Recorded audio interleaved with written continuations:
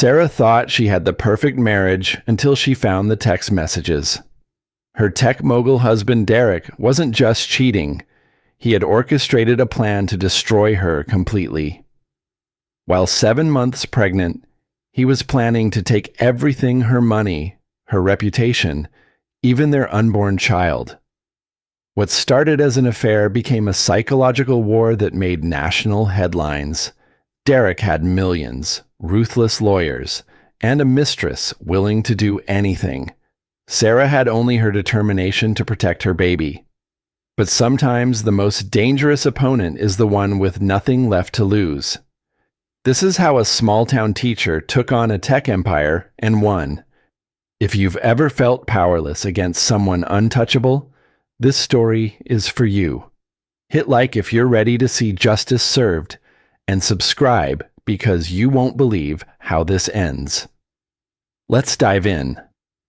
Sarah Mitchell stared at the phone screen, her 7 months pregnant belly pressed against the kitchen counter. The explicit messages glowed back at her, each word a dagger through her heart. Her husband Derek's name appeared above photos and texts that made her stomach turn. The woman's name was Amber Cruz, and apparently, Derek had been with her the night before while Sarah waited at home with swollen ankles and false contractions. "How long has this been going on?" Sarah whispered to the empty kitchen. Their sprawling suburban home felt like a mausoleum now, all marble countertops and designer furniture that Derek had chosen. Everything perfect on the surface, rotting underneath. She scrolled through the messages with trembling fingers. 3 months. 3 months of lies while she grew their child, while she planned the nursery, while she believed in their future together.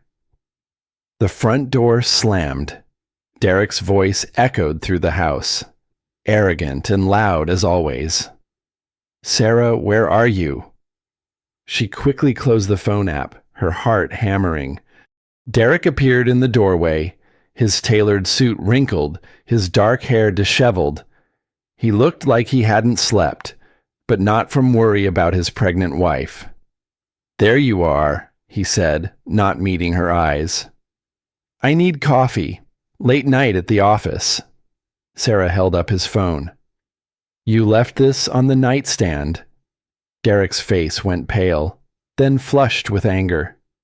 "You went through my phone. It was lighting up all night. I thought it might be an emergency." Her voice was steady despite the earthquake inside her chest. "Derek, who is Amber Cruz?" The silence stretched between them like a chasm. Derek's jaw tightened, and for a moment, Sarah saw something she had never seen before in her husband's eyes. Not guilt, not remorse, cold calculation. "You're being paranoid," he said finally, reaching for the phone. "Hormones make women crazy during pregnancy. Everyone knows that." Sarah pulled the phone away. "I saw the pictures. Derek, I saw what you wrote to her." Derek's mask slipped completely, his face twisted with contempt. "Fine. You want the truth? Yes, I've been seeing Amber. She's everything you're not. Young, exciting, not constantly complaining about back pain and morning sickness." The words hit Sarah like physical blows. She gripped the counter, her knees threatening to buckle. "I'm carrying your child." "Are you—" Derek stepped closer, his voice dropping to a cruel whisper. "Because I've been thinking. We signed that prenup for a reason. Sarah, you came into this marriage with nothing, and that's exactly what you'll leave with. Nothing." Sarah's mind reeled. The prenup. Pages and pages of legal documents that Derek's lawyer had rushed her through the week before their wedding. "You said it was just a formality, that it would never matter because we loved each other." Derek laughed, sharp and bitter. "Love Sarah. You were a high school teacher from Ohio. I'm building a tech empire. This was never about love. It was about having the right wife at the right time. But now—" He looked at her swollen belly with disgust. Now you're just an inconvenience. Sarah felt something break inside her chest, not just her heart, but something deeper. Her sense of who she was, who they were together, everything had been a lie. Get out, she whispered. This is my house, Derek said. But don't worry, I'll make this easy for you. After the baby comes, you can file for divorce. I'll even let you keep a few thousand to get back on your feet. Consider it severance pay. He walked out, leaving Sarah alone with the wreckage of her life. She sank into a chair, pressing both hands to her belly. The baby kicked, strong and insistent, as if trying to comfort her. I'm so sorry, she whispered to her unborn child. I thought I was giving you a father. Instead, I gave you a monster. The next morning brought no relief. Sarah sat at her laptop, trying to make sense of their financial situation, but every account showed Derek's name only. When had that happened? She remembered joint accounts, remembered signing papers that Derek assured her were just updates, modernizing their banking. Her phone buzzed. Jenny Walsh, her best friend since college, was calling. Sarah, honey, I just saw the news. Are you okay? What news? Sarah's stomach dropped. Check TMZ. There are photos of Derek and some young woman at that new rooftop bar downtown. The caption says tech mogul Derek Hammond spotted with mystery brunette. Sarah's hands shook as she pulled up the website. There they were, Derek and Amber Cruz, laughing and kissing like teenagers. The photos were time-stamped from 2 nights ago, not last night. How many lies had he told Sarah? Are you there? I confronted him yesterday, Sarah said quietly. He admitted everything. Told me about the prenup. How he never loved me. Jenny was silent for a long moment. What do you need? I can be there in 20 minutes. I need a lawyer, Sarah said. The best divorce attorney in the city. 3 hours later, Sarah sat across from Marcus Torres in his downtown office. He was younger than she expected, maybe 40, with kind eyes and calloused hands that suggested he hadn't always been a lawyer. Mrs. Hammond, he said, reviewing the prenup Derek's team had crafted. I'm going to be honest with you. This document is thorough, but there are some clauses here that concern me. Like what? Like this section about mental competency. And this clause about financial literacy education. Did anyone explain these to you when you signed? Sarah shook her head. Derek's lawyer said it was standard language, that I didn't need to worry about the details. Marcus leaned forward. Mrs. Hammond, I think your husband's legal team made some mistakes. These clauses suggest they assumed you weren't capable of understanding what you were signing. That could be grounds for invalidation. For the first time in 24 hours, Sarah felt a flicker of hope. You think we have a case? I think we have a chance, Marcus said carefully. But I need you to document everything. Financial records, communication, any evidence of his affair. Can you do that? Sarah nodded, feeling something like strength returning to her spine. Yes, I can do that. But as she walked back to her car, her phone rang. Derek's name appeared on the screen. Sarah, we need to talk. I'm freezing all the joint accounts effective immediately. You'll have access to $500 a week for household expenses, and that's only if you behave. The line went dead.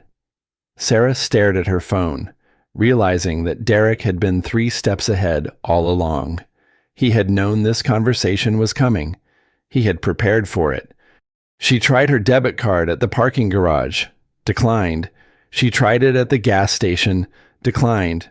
Her credit cards, all linked to accounts in Derek's name, were worthless pieces of plastic. Sarah sat in her car in the gas station parking lot, 7 months pregnant and effectively homeless, and understood that her husband wasn't just a cheating spouse. He was a predator who had been planning this for years. The baby kicked hard, as if sensing her distress. Sarah pressed her hand to her belly and made a promise. "We're going to fight," she whispered. "Whatever it takes, we're going to fight." 2 weeks later, Sarah's world exploded across social media. She was buying groceries with the weekly allowance Derek grudgingly provided when Jenny called. Her voice panicked. "Sarah, don't go online. Don't look at anything." "What happened?" Derek and Amber went public. They're at the Tech Innovation Awards together. Red carpet, photographers, the works, and Amber. Jenny's voice broke. "She's wearing your grandmother's necklace." Sarah's knees buckled. She gripped the shopping cart handle, her vision blurring. The diamond and pearl necklace had been her grandmother's most precious possession, passed down through 3 generations of women who had worn it on their wedding days. "How does she have it?" "I don't know, honey, but that's not the worst part." Amber posted on Instagram. She's calling herself Derek's inspiration, his muse. She said he's finally free from his past mistakes. Sarah's phone buzzed with notifications. Twitter, Facebook, Instagram. Her name was trending, but not for any reason she wanted. The comments were brutal. "Look at this sad, pregnant wife. No wonder he upgraded. She looks like she gave up on life." Someone had found her old Facebook photos and created a meme comparing her to Amber. The contrast was devastating. Sarah in her maternity clothes, exhausted and swollen, next to Amber's perfectly sculpted body in designer gowns. But the cruelest post came from Amber herself, a photo of her and Derek kissing, with a caption that made Sarah's blood run cold.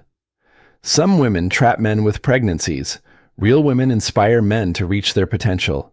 Derek is finally free to build the empire he deserves. No regrets. Your return truth hurts. Chalker new chapter." Sarah's phone rang constantly. Reporters, bloggers, online influencers wanting her side of the story. She turned it off and drove home, her hands shaking on the steering wheel. At the house, a news van was parked outside. A reporter with perfect teeth and dead eyes approached her car. "Mrs. Hammond, how do you feel about your husband's very public relationship? Do you have any comment on Amber Cruz's statements about trapping men with pregnancy?" Sarah pushed past them, but the damage was done. By evening, video of her hurrying into the house, clearly pregnant and visibly upset, was everywhere. The narrative was set. Derek Hammond, successful entrepreneur, trapped by a calculating older woman who got pregnant to secure her future. Amber Cruz, his salvation. The woman who gave him permission to choose happiness. The irony was so thick Sarah almost laughed. Almost. That night, she felt the first real contractions. Not the false ones she'd been having for weeks, but sharp, purposeful pains that doubled her over. At the hospital, alone, because Derek was at some tech conference with Amber. Dr. Peterson examined her with concern. "Your blood pressure is dangerously high," she said. "We need to monitor you closely. This kind of stress isn't good for you or the baby." "Doctor, I need to ask you something," Sarah said, gripping the hospital bed rail.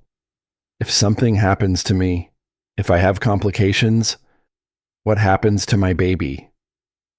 Dr. Peterson's face was gentle but serious. "Your husband would be the legal guardian." Sarah closed her eyes. Even if she didn't survive this, Derek would win. He would have their child, and he would raise that baby to believe that Sarah had been the villain in their story. The contractions subsided after 6 hours of monitoring, but the message was clear. The stress was literally killing her, and it was killing her baby too. She returned home to find Derek waiting in the kitchen, checking his phone. "Heard you had a scare," he said without looking up. Good thing it was false labor. I'm not ready to deal with a newborn yet. Amber and I have the European expansion launch next month. Amber's going with you. Derek finally looked at her, and his smile was cruel. She's my partner now, in business and everything else. She's brilliant. Sarah, MIT graduate, speaks 4 languages, understands the tech world in ways you never could. I have a master's degree in education. I taught for 8 years. Teaching kids isn't exactly building a tech empire, Derek said. But don't worry. After the divorce, you can go back to finger paints and story time. Maybe find some divorced dad who thinks settling for a used-up single mom is his best option. Sarah felt something die inside her. The last small part of her that had hoped they could work things out, that Derek might remember the man she had married, crumbled to dust. I'll be staying at Amber's tonight, Derek continued, and probably for the foreseeable future. Try not to have any more drama while I'm gone. He left, and Sarah was alone again. But this time, the silence felt different, not empty, but full of possibility. She opened her laptop and began typing an email to Marcus Torres. It was time to stop being a victim and start being a fighter. Marcus Torres's office had become Sarah's sanctuary over the past 3 weeks. Today, he looked more optimistic than she'd seen him since they started working together. We've got something, he said, spreading documents across his desk. Derek's team made a crucial error in the prenup. They included a clause that requires both parties to maintain full financial disclosure throughout the marriage. Guess what Derek hasn't been disclosing? Sarah leaned forward. The offshore accounts. 3 of them. Cayman Islands, Switzerland, and 1 in Singapore.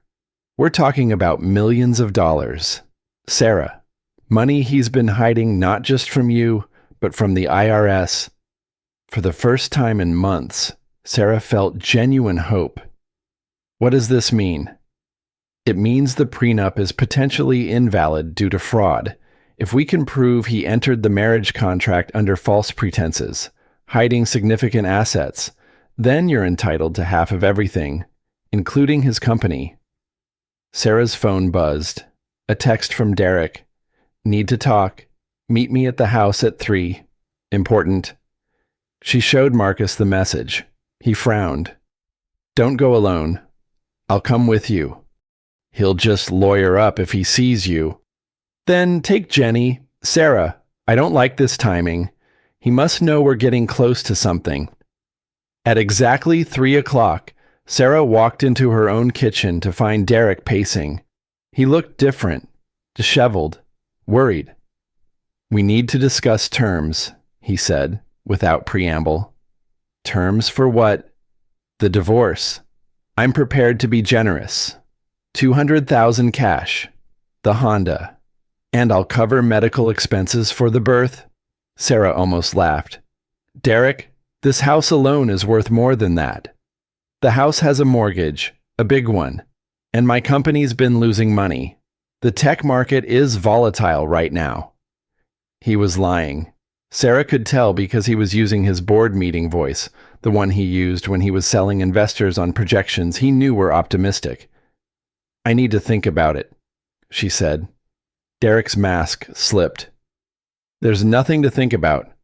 Sarah, take the deal or get nothing. Those are your options.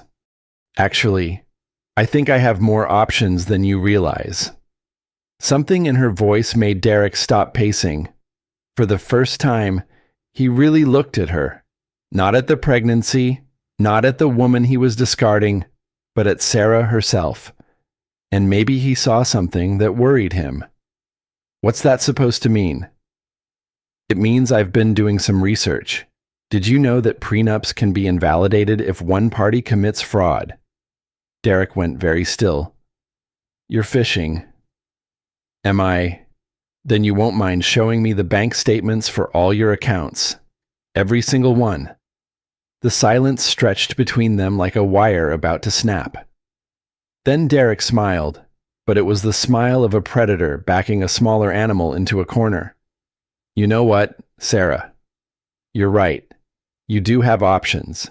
You can take my generous offer, or you can fight me in court and lose everything, including custody of our child. What? Amber's been documenting your erratic behavior.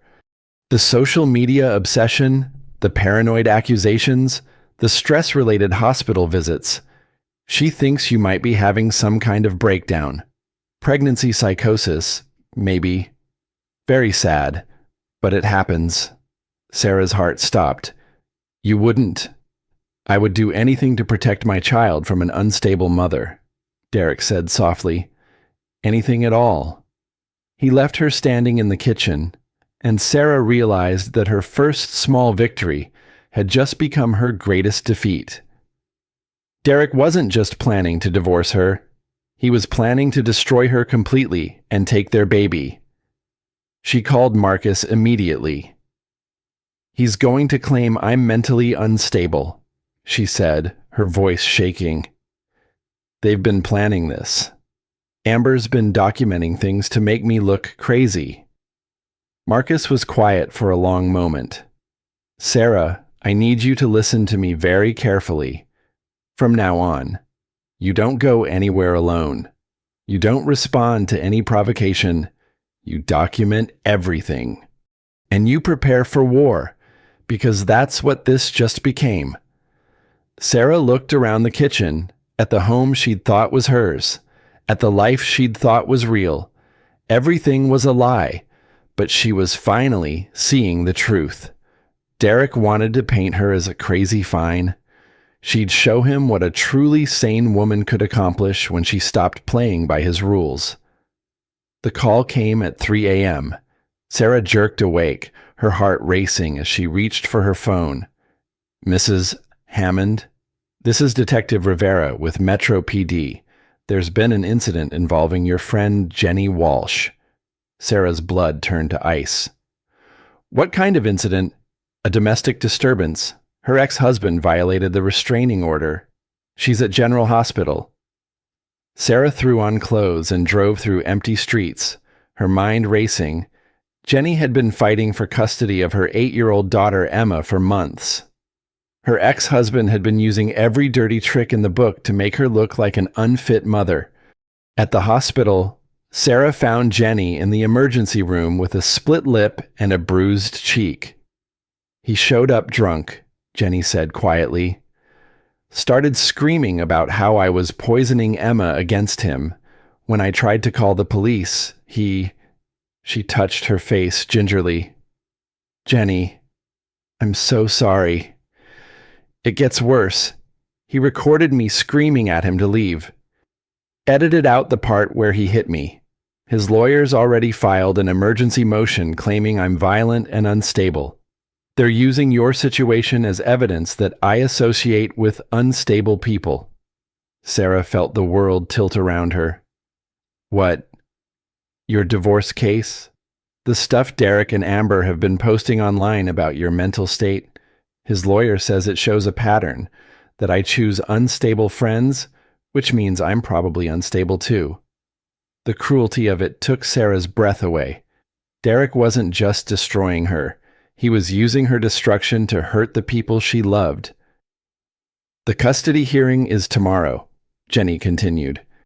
And thanks to tonight, I'm going to lose Emma. Sarah sat in the hospital chair, feeling the baby kick inside her, and understood that she was trapped in a web that extended far beyond her own marriage. Derek had turned her very existence into a weapon against everyone she cared about. The next afternoon, she sat in the back of a family courtroom and watched Jenny lose custody of her daughter. The judge, influenced by the domestic violence charges and the association with Sarah's mental health issues, awarded temporary custody to Jenny's abusive ex-husband. Jenny walked out of the courthouse, broken. "This is my fault," Sarah said. "If I hadn't—" "Stop." Jenny's voice was flat, defeated. "Just stop. Sarah, I can't do this anymore. I can't be collateral damage in your war with Derek. Jenny, please." No, I need to focus on getting my daughter back. And I can't do that if I'm connected to your situation. Derek's lawyer made that very clear. Jenny walked away, and Sarah understood that she had just lost her only ally. Derek hadn't just isolated her financially and socially. He had systematically destroyed every relationship that might have offered her support. That evening, alone in the house that no longer felt like home, Sarah felt contractions start again. Stronger this time, more regular. She called Dr. Peterson, who told her to come to the hospital immediately. In the labor and delivery ward, hooked up to monitors, Sarah watched her blood pressure climb to dangerous levels. The baby's heartbeat was irregular. Dr. Peterson's face was grave. "We may need to deliver tonight," she said. "Your body is shutting down from stress. If we wait much longer, we could lose both of you." Sarah closed her eyes, feeling utterly defeated. She was 35 weeks pregnant, alone, broke, and about to give birth to a child that Derek would probably take from her before she even held it. Her phone buzzed. A text from an unknown number. "Saw the news about your friend. Tragic what happens when people cross Derek. Hope you're thinking clearly about his generous offer." It was Amber. Sarah stared at the message and realized that they had planned this. All of it. Jenny's custody battle, the timing of the divorce, even Sarah's current medical emergency. They had orchestrated every detail to push her to breaking point. But as another contraction hit, stronger than the others, Sarah felt something she hadn't expected. Rage. Pure. Clean. Clarifying rage. They wanted to paint her as crazy. They wanted to make her look weak and desperate. Fine. Let them think they'd won. Let them get comfortable with their victory. Because Sarah Mitchell Hammond was done playing defense. It was time to go on the attack. Sarah's contractions stopped at dawn, but Dr. Peterson kept her for observation. Lying in the hospital bed, watching the sunrise through the window, Sarah made a decision that would change everything. She called Marcus Torres. "I need you to do something that might seem crazy," she said. "I'm listening. I want you to leak information about Derek's offshore accounts to the financial press. Not everything, just enough to start asking questions." Marcus was quiet for a moment. "Sarah, that could backfire spectacularly. Derek will know it came from you."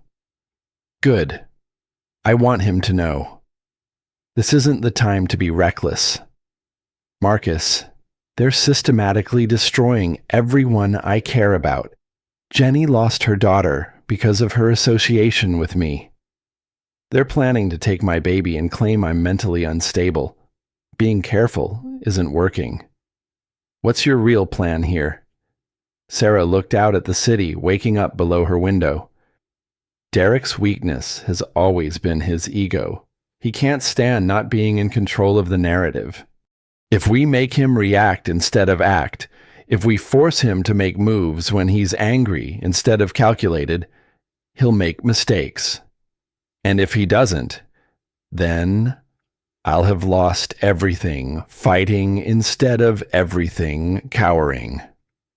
3 hours later, the first article appeared on Financial Times Online.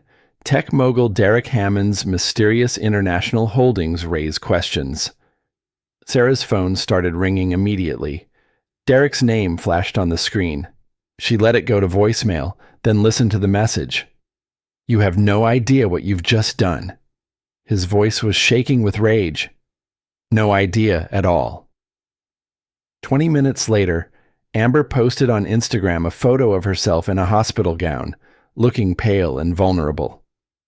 The caption read, "Sometimes stress affects us all. Grateful for Derek's support during this difficult time. Some people will do anything to hurt those they claim to love. Stay strong, shall where truth wins." Sarah stared at the post. Amber was claiming to be hospitalized because of Sarah's actions. The comments were brutal. That psycho pregnant woman is harassing you both. Sue her for emotional distress. Some women are just evil. But Sarah smiled for the first time in weeks, because Amber's post contained a crucial detail that she probably didn't even realize the hospital bracelet visible in the photo showed today's date, but it also showed something else. A medical facility in Beverly Hills, California. Sarah screenshot the image and sent it to Marcus with a message. Derek's supposed to be in Seattle at a board meeting today. Why is Amber in LA 30 minutes later? Marcus called back. Sarah, you're a genius. Derek's been telling his board he's in Seattle negotiating the Pacific Northwest expansion, but flight records show he flew to LA yesterday. Private jet, registered to a shell company. What does that mean? It means he's lying to his own board about his whereabouts while conducting company business. That's a breach of his fiduciary duty. We've got grounds for a shareholder lawsuit. For the first time since this nightmare began, Sarah felt like she was winning, but the victory was short-lived. Her phone rang. Dr. Peterson. Sarah, I need you to come back to the hospital immediately. Your latest blood work shows some concerning results.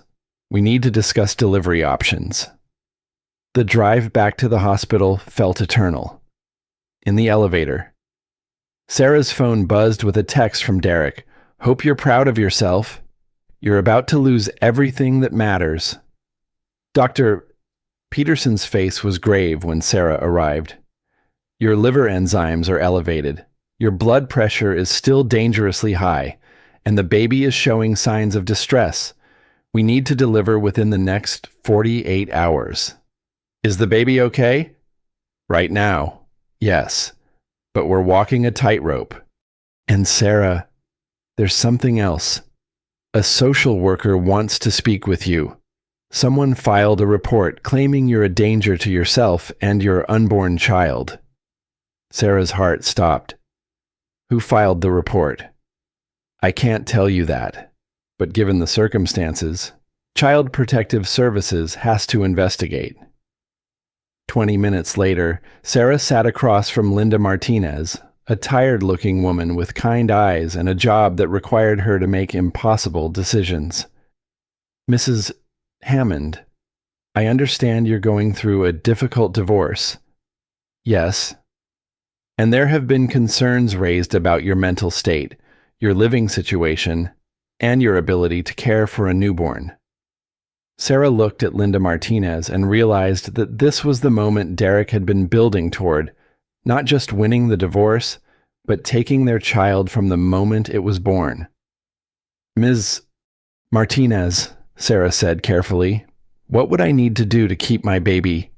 Stable housing, adequate financial resources, no history of mental health issues, and a safe environment. Sarah had none of those things.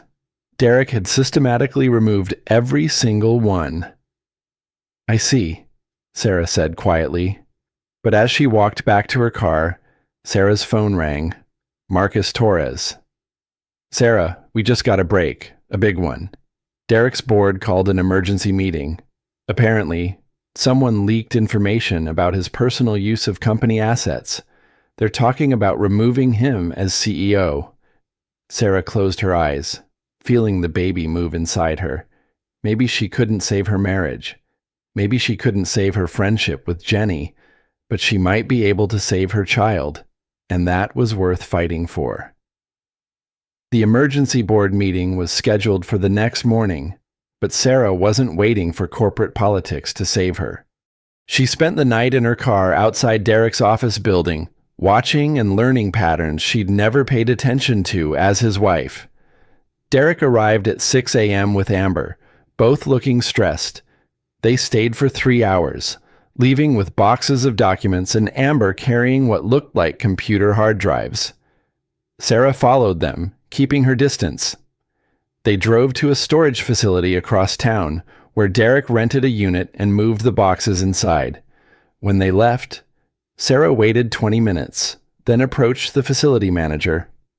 Hi, I'm Derek Hammond's wife, she said, showing her ID. He asked me to check on Unit 73, but I forgot the access code. The manager, a bored-looking man in his 60s, barely glanced at her identification. Oh, sure. Mrs. Hammond. Codes 4217. Sarah waited until they were gone, then used the code to access the storage unit. Inside, she found exactly what Marcus needed: financial records, communication with offshore banks, and most damning of all, a folder labeled Contingency Plan that outlined Derek's strategy to claim she was mentally unstable while hiding assets from both her and his own company. She photographed everything with her phone, then left the storage unit exactly as she'd found it. By noon, Marcus had filed an emergency motion with the family court, complete with photographic evidence of Derek's hidden assets and documented plans to defraud both his wife and his shareholders. Derek's lawyer called within an hour. Mrs. Hammond, my client is prepared to negotiate. Too late, Sarah said. See you in court. But Derek wasn't finished. That afternoon, while Sarah was at Marcus's office preparing for the emergency hearing, she received a call that made her blood run cold. Sarah. It was her mother, calling from Ohio. Honey, there are reporters at our house.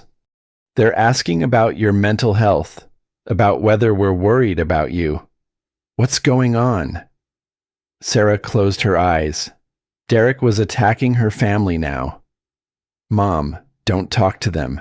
Don't say anything. I'll explain everything later.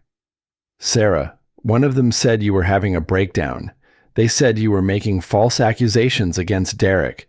They wanted to know if you'd been unstable as a child. The cruelty of it was breathtaking. Derek was trying to create a narrative that Sarah had always been unstable, that her current situation was just the latest episode in a pattern of mental illness. Mrs. Hammond. Marcus was looking at her with concern. What's wrong? Sarah told him about the reporters. Marcus's face darkened. That's harassment. We can get a restraining order. It doesn't matter, Sarah said. The damage is done. Even if we prove the reporters were acting on Derek's behalf, the story is out there now.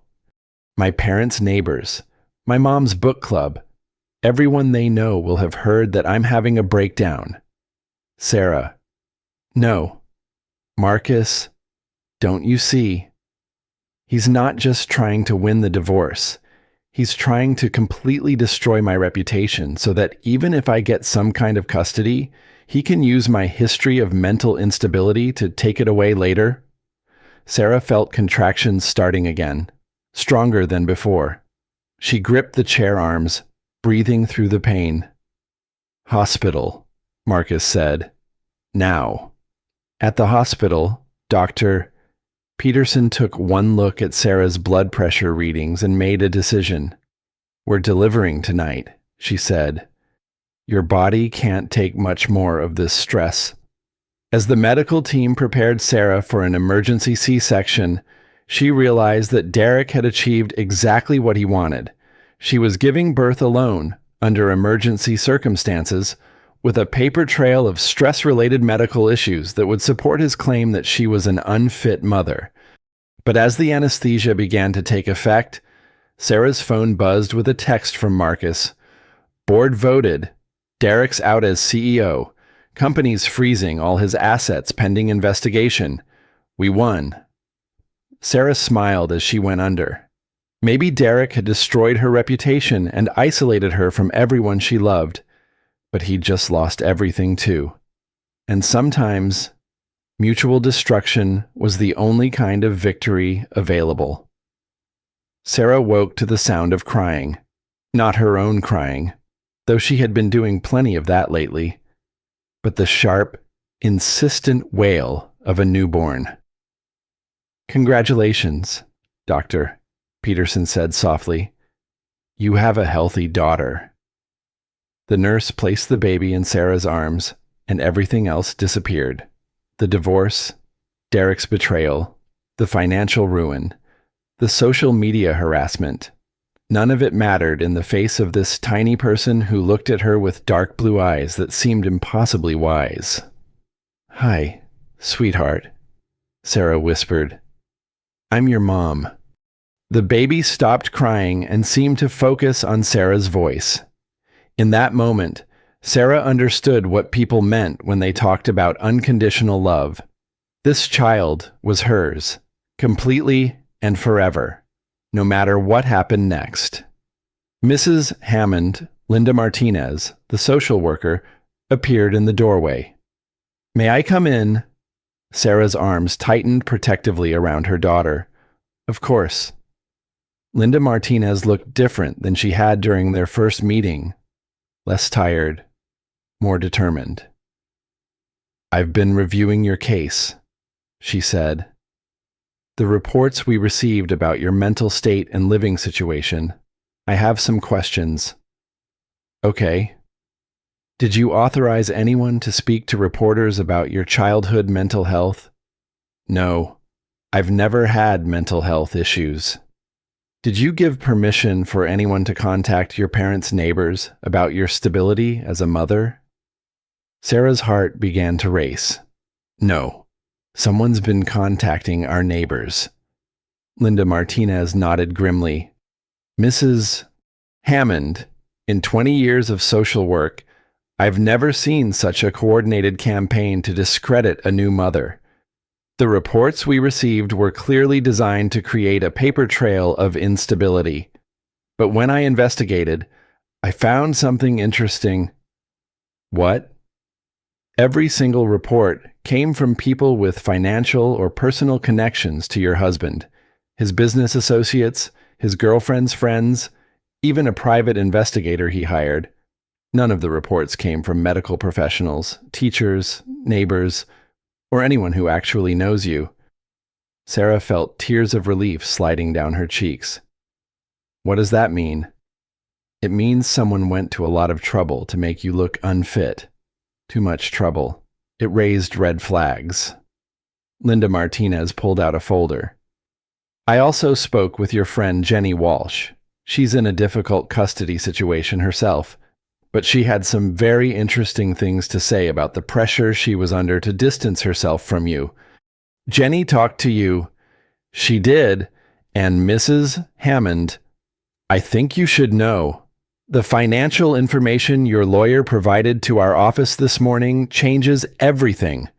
Your husband's assets, the evidence of fraud, his systematic campaign to isolate you. This isn't a case of an unstable mother. This is a case of domestic abuse."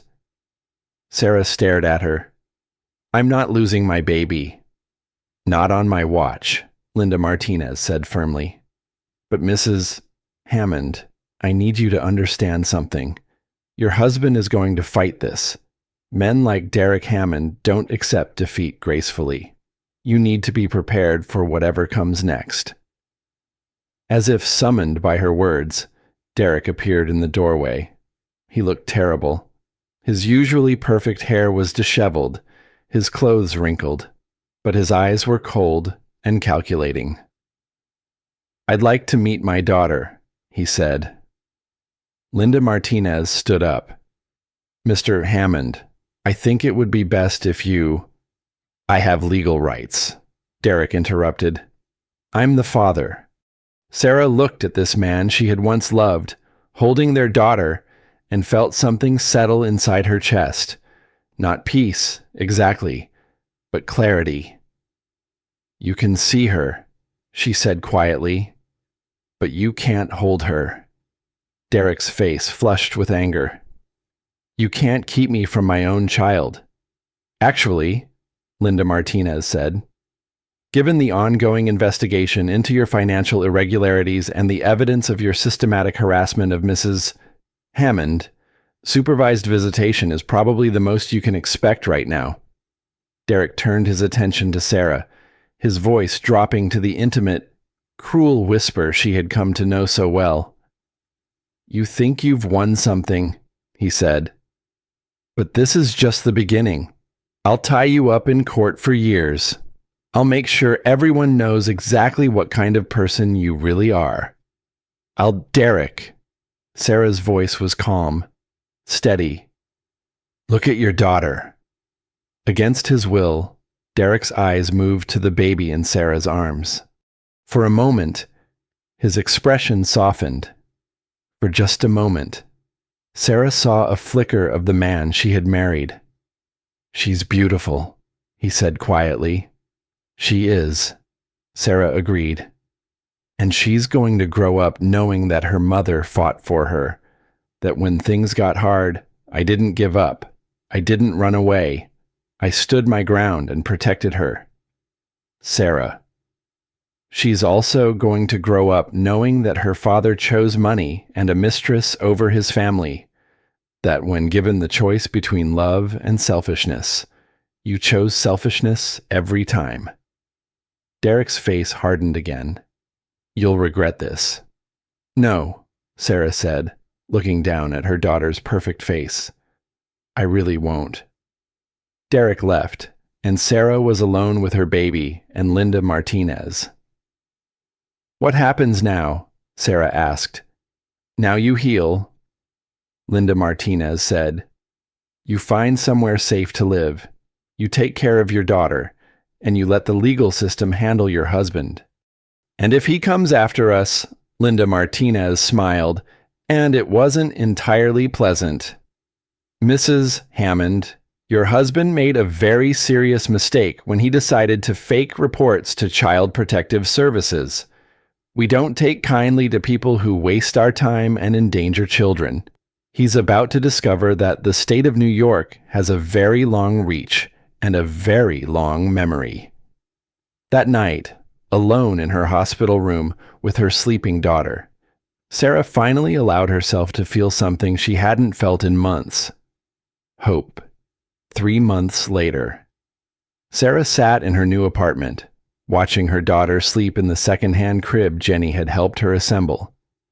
The apartment was small, nothing like the mansion she'd shared with Derek, but it was theirs. Truly theirs. The doorbell rang softly. Through the peephole, Sarah saw Marcus Torres holding a folder and wearing the closest thing to a smile she'd ever seen on his face. Good news, she asked, letting him in. The best, Marcus said, settling into the mismatched chair that Sarah had bought at a thrift store. Derek's company board voted to pay you $12 million in damages. Apparently, they really don't like it when their CEOs use corporate assets for personal vendettas. Sarah stared at him. 12 million. Plus Derek's been indicted for tax evasion. Turns out the IRS gets cranky when you hide money in offshore accounts. He's looking at serious prison time. And Amber. Marcus's smile widened. Amber Cruz, also known as Amy Patterson, also known as Rebecca Martinez, has been arrested for identity fraud and bigamy. Turns out she's been marrying wealthy men and cleaning out their accounts for years. Derek wasn't her first victim, just her most public one. Sarah felt her daughter stir in her arms and adjusted the blanket. What about the custody case? Derek's lawyer called this morning. They're dropping all custody claims. Derek can't very well fight for parental rights from federal prison. For a moment, Sarah couldn't speak. After months of fighting, of feeling like she was drowning, it was finally over. Marcus, she said quietly, thank you for everything. Thank you, he replied. Your case helped me remember why I became a lawyer in the first place. After Marcus left, Sarah walked to the window of her small apartment and looked out at the city. Somewhere out there, Derek was probably planning his next move, trying to figure out how to salvage his reputation and avoid prison. Somewhere else, other women were probably discovering their husbands' affairs, facing the same terrible choices Sarah had faced. But here, in this small, safe space, Sarah and her daughter were free. The phone rang. Jenny's name appeared on the screen. Hey, Jenny said, her voice tentative. I saw the news about Derek's arrest. Are you okay? I'm okay, Sarah said. How are you? How's Emma? Actually, that's why I'm calling. My lawyer thinks Derek's conviction might help my custody case. If we can prove that his influence led to false testimony against me, Jenny, whatever you need, documents, testimony, anything. Sarah, I owe you an apology. I should never have walked away when you needed support. I was scared, but that's no excuse. Sarah looked at her sleeping daughter. We were all scared, but we survived. We're still here. Can I come see you, meet the baby? I'd like that, Sarah said. I'd like that very much. After the call, Sarah opened her laptop and began typing. She had started a blog called Second Chances, sharing her story and offering resources for women in similar situations. The response had been overwhelming. Hundreds of women sharing their own stories of financial abuse, gaslighting, and systematic isolation. Sarah was building something new. Not just a new life for herself and her daughter, but a community for women who had been where she had been. Her daughter woke up, looked around with those serious dark eyes, and smiled. Actually smiled. Hey there, beautiful girl, Sarah said softly. Ready to change the world. The baby gurgled, as if she understood exactly what her mother meant. Outside the apartment window, the city hummed with possibility. Inside, Sarah Mitchell held her daughter and planned their future, a future that belonged entirely to them. Derek had tried to write the story of Sarah's life as a cautionary tale about women who reached too high, who tried to trap successful men, who fell apart when reality didn't match their fantasies. Instead, Sarah had written her own story. A story about a woman who discovered that sometimes you have to lose everything to find out who you really are. And sometimes, the person you find is stronger than you ever imagined. 1 year later, Sarah stood at a podium in the ballroom of the Grand Metropolitan Hotel, looking out at an audience of 300 women. The annual Second Chances Conference had grown beyond her wildest dreams, attracting survivors, lawyers, therapists, and advocates from across the country. A year ago, she began, her voice steady and clear, I was a woman who believed that love meant accepting whatever someone chose to give me. I thought that fighting back would make me the villain in my own story. In the audience, she could see Jenny Walsh, who had regained custody of her daughter and was now volunteering with the organization, Linda Martinez, who had become a friend and advisor, Marcus Torres, who had left his corporate firm to start a practice specializing in domestic abuse cases. I learned that sometimes the people who claim to love us are the ones who hurt us most. Not with fists, necessarily, but with words, with isolation, with systematic campaigns designed to make us question our own reality. Sarah's daughter, now walking and babbling constantly, was being cared for in the conference childcare center. Soon, she would be old enough to understand what her mother did for work. Sarah hoped she would be proud.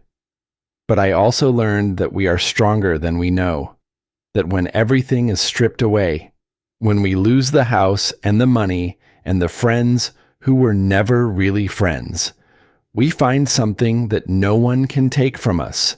We find ourselves. The applause was thunderous, but Sarah barely heard it. Because in the back of the room, she had spotted a familiar figure, Derek Hammond, older and thinner, wearing a cheap suit instead of his usual designer clothes. He had been released from federal prison 3 months ago, after serving 8 months of a 2-year sentence. The rest of his sentence had been commuted to community service and probation, a decision that had infuriated Sarah until Marcus explained that Derek's cooperation in exposing other financial crimes had earned him consideration. After her speech, as Sarah signed books and spoke with conference attendees, she saw Derek approaching. The crowd around her seemed to sense the tension and gradually melted away. "Hello, Sarah," he said quietly. She looked at this man who had once controlled every aspect of her life. He looked smaller somehow, diminished. The arrogance that had once defined him was gone, replaced by something that might have been humility. "Derek, I saw the article in Forbes about your organization, 20 million in funding, offices in 12 cities. Pretty impressive. What do you want?" "Derek." He was quiet for a long moment, looking around the ballroom filled with women who had survived situations like Sarah's. "I want to apologize," he said finally, "for everything. For what I did to you, to our daughter, to Jenny. I want you to know that I understand now what I put you through." Sarah studied his face, looking for the lie, the manipulation, the angle. But all she saw was a broken man who had lost everything and was trying to figure out how to live with what he had done. "Okay," she said simply.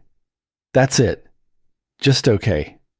Derek, you cost me years of my life, my sense of self-worth, my relationship with my best friend.